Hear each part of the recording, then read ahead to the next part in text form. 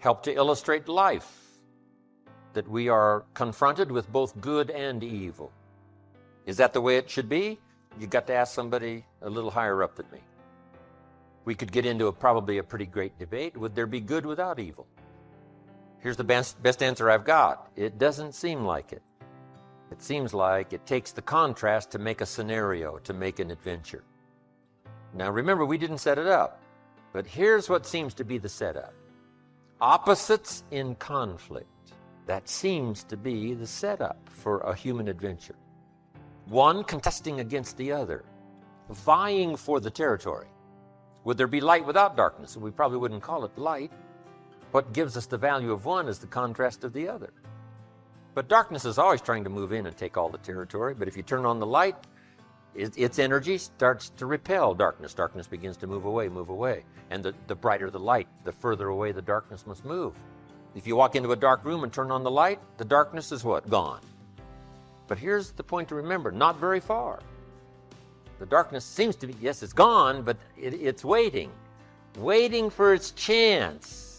That if light loses its energy, darkness has a chance not to move back in. The better realistic illustrations, and that's health and illness at odds in your body. Illness trying its best to drive health into a small corner and occupy the territory. And health trying what? To push illness into a small corner. There's this contest going on. Who's going to occupy the territory? If one stays strong, the other's diminished. If the other gains in power, then the other is diminished. So what you must learn to do is cooperate with the positive side of everything in your body and your life. Sometimes we sabotage our own best interest. The body needs a banana, you send it a Coca-Cola. And the body says, what is the deal here? I'm health trying to drive illness into a small corner. I ordered a banana, you send me a Coca-Cola. So the body could rightfully say what? Whose side are you on? Give us a break here. We need every tool we can get to keep illness at bay. Because if we get weak, I'm telling you, it moves in, takes the territory.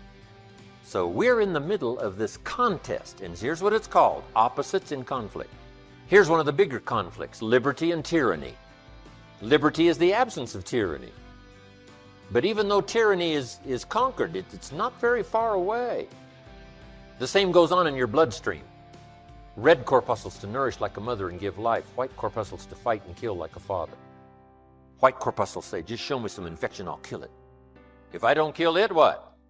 It killed you. Somebody's gonna get killed. In this contest, right? Good, evil, liberty, tyranny, right? Health, illness. Winning and losing. There's the struggle going on. But here's the key. It's the only way, it seems, it's the only way to create a human adventure. There doesn't seem to be any other way, currently. Now some speak of a new heaven and a new earth, and maybe the whole arrangement will be different. Could very well be, but in this current experience, it seems like to create an adventure, to create a unique human scenario, we need opposites in conflict. And that's the deal. You've always got to draw a line somewhere and tell illness, hey, you can't have any more. You've got to throw up the barriers, draw a line in the sand. Tyranny cannot be rehabilitated. Tyranny can only be restrained. We must play this game. We must fight this game. But here's what it creates, a great adventure. Let me give you the ultimate now. Could you win if you couldn't lose? And the answer is no, it doesn't seem like it. You couldn't call it winning. You can't win if you couldn't lose. So that's the deal now. Negative, positive. Would there be negative, positive without negative? No, it doesn't seem like it. It seems like this is the current setup, for the foreseeable future. It looks like it's been that way as long as we can remember and as long as the history tells us. So here's what you want to do if you want the adventure. You must learn to play this game. To work with all the positive forces to defeat the negative forces as early and as soon and as much as possible. To contain the ravages of disease that want to take you early. You got to fight back. You can't just leave it. Somebody says, well, I got my fingers crossed. Not a good philosophy. Jump on the positive side of whatever you want and see if you can't help out in this warfare and this push-shove match. That's the key. Don't neglect a new life if you've started a new life. What if you said to a brand new mother, "Where is your baby?" She says, "I have no idea." You would say, "No, that isn't right." If you start a new life, you must care for it. You must protect it. You must give it life, give it nourishment. Now here's the other part. You must protect it. That's why the old wise man said, we must learn to love and hate. So underline that. You must learn to love and hate. And the illustration he used was, you must learn to love good and hate evil. To deal with the weeds in your garden, you got to hate weeds. You got to hate them enough to what? Kill them. You can't say, "Well, poor weeds." Say, "No, this ain't the deal, poor weeds." Don't go soft on this stuff now. You got to hate evil. You got to hate the weeds that are out to destroy your garden and rob your children of the nourishment they deserve. You got to take the life of the weeds, or they will take the life of your garden. Somebody's going to get killed. Remember? So, learn the good evil. Now here's the greatest battle in the mind. Here's what you must not become: a victim of yourself. What is that insidious voice inside your own head that says, "You're too short, it'll never work for you, you're too tall," right? It's over for you, right? It's never worked for you before. What gives you any idea that it'll work for you now? You've never been able to rise up and take charge of your life. What makes you think you can do it now? There's going to be too many obstacles out there. You'll never overcome them all. What is that insidious voice? It's the same game going on inside your head that's going on in the world. Liberty and tyranny in a push-shove match.